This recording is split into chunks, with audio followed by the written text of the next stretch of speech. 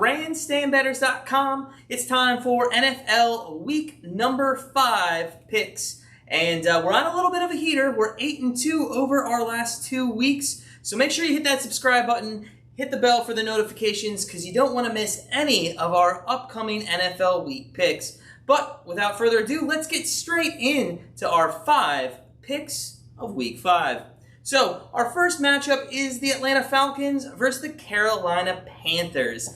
Both of these teams are actually trending in opposite directions. Atlanta has been trending downward all season. They are 0-4. Carolina has won the last 2 games. They're 2-2 on the season. Now, the Atlanta Falcons have never started 0-5 in the history, I think, of their entire franchise, and I know for a fact, at least since Matt Ryan's been there, but that could happen this week. On the flip side, McCaffrey's still out. Mike Davis is playing very well for the Carolina Panthers, and they look to win their 3rd in a row. Now, last week, they did beat the Arizona Cardinals. That's a great team. However, the Arizona Cardinals were coming off a little bit of a West Coast flight, and they played at 1 o'clock. So I'm going to say the Panthers kind of got lucky maybe a little there, and we're going to pick the Atlanta Falcons -1 to start Week 5 off. Julio Jones is questionable on this,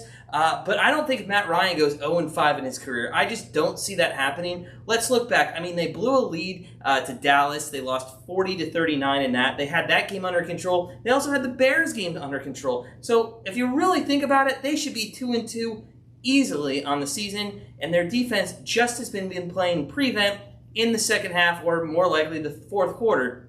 That's not going to happen against Carolina. Carolina doesn't have the weapons to win this game. So we like Atlanta Falcons -1 for 2 units to start off week number 5. All right, pick number 2 is going to be in a matchup of the Cowboys and the New York Giants. Now the Cowboys are coming off a loss to the Cleveland Browns last week. The Browns decided they wanted to pull a Falcons and almost let the Cowboys do the exact same thing to them as the fourth quarter got out of hand pretty quickly, but the Browns managed to hang on, putting the Cowboys at 1-3 on the season. Now, the Giants 0-4, just like the Falcons. Their 0-4, though, could be probably chalked up to a lot of injuries, including Saquon Barkley. They just don't have an offense if they don't have a running back. They've tried Gallman. I think Freeman may have signed with them. They've just been running back by committee since Barkley went out, and it's not working. Daniel Jones has been awful for them. There's no offense. I think he's thrown 1 touchdown all year long. So we do like the Cowboys. Now, this is an NFC East matchup, and you kind of wonder who's going to take the NFC East. Philly is in the lead at 1-2-1 on the season. That's pretty bad. So I like the Cowboys -8 in this game. I think they've been playing well. The second half of the Browns game was or at least the fourth quarter of that game, was an uptick in their offense and their defense. I think it's going to give them momentum. And the Giants are really just showing up because they have to for 16 games. This might be an 0-16 team. We will see. But take the Cowboys -8. That's also a 2-unit play. All right, our third matchup this week is between the Kansas City Chiefs and the Oakland Raiders. This is an AFC West matchup. Kansas City's 4-0. They have beaten the best teams that are out there, the Pats, the Ravens, in consecutive weeks. Patrick Mahomes looks unstoppable. On the flip side, the Oakland Raiders are 2-2. Derek Carr actually hasn't thrown an interception this season. And Kansas City's coming off a short week. Remember, their game against the Pats had to get moved to Monday night because of COVID. And that may have taken them out of a rhythm, but I think the Chiefs' game plan is always the same. Patrick Mahomes is very consistent, and I'd like them to throw for a lot of yards against the Oakland Raiders. Also, if you watch the Pats game on Monday night, the defense came to play for the Chiefs. I know they didn't let up many points in the first half, but they had a defensive touchdown in the second half and a lot of interceptions. Now, those came against some backup QBs. I think they had 3 interceptions against Hoyer and Stidman. And yes, that's not Cam Newton. But we like Derek Carr to throw at least 1 or 2 finally this year in this matchup. So we are going to take Kansas City -11.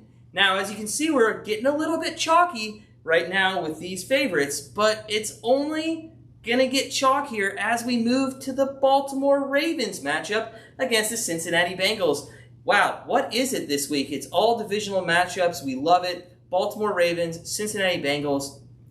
Lamar Jackson is phenomenal. He's 3-1. He can beat any team except the Kansas City Chiefs. He just can't do that. And it doesn't matter because they're not playing the Chiefs this week. Cincinnati, on the other hand, Joe Burrow, first win. Congratulations to him last weekend. They're 1-2-1 as they had that tie with the Eagles. Actually, the Eagles are loving that tie right now because it's what put them in first place in that awful NFC East division. But Joe Burrow, he's looked good. He hasn't thrown many interceptions, doesn't turn the ball over, but he has played against 4 not great defenses: the Browns, the Jags, the Eagles, and the Chargers. Those are bottom-tier defenses in the league, and the Ravens are a top-tier defense. Even they held the Chiefs in the first 3 quarters to minimal points, and then it got out of hand when they did play them.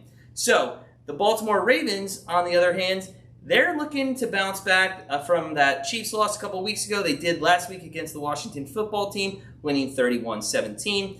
There are a little injury report that we should think about. Jackson, Mark Andrews, Mixon, all these guys are questionable, but all of them have practiced with the exception of Jackson yesterday on Friday.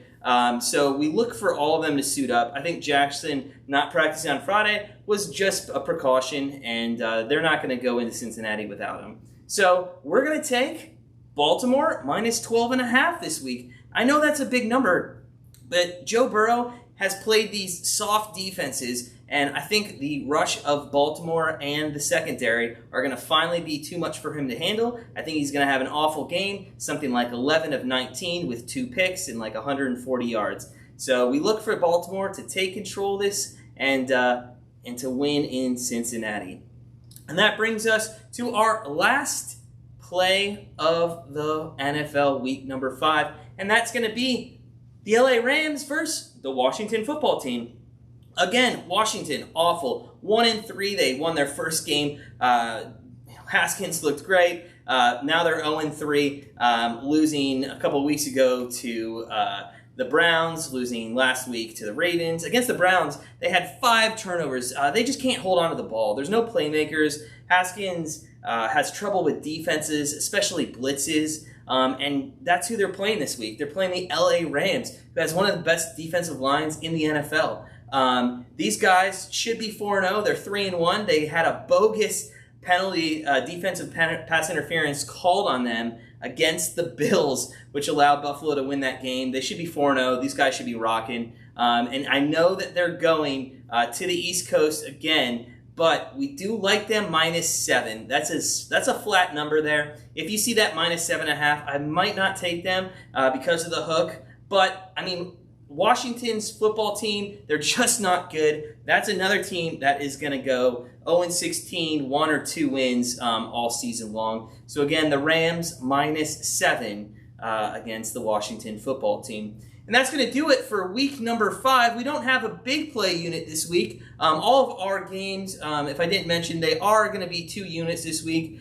We have a lot of chalk out there, but if you look up and down the lineup in the NFL this week, there's just not too much underdogs that we like to take. So just to recap, we have the Falcons -1. We have the Cowboys -8. We have KC -11.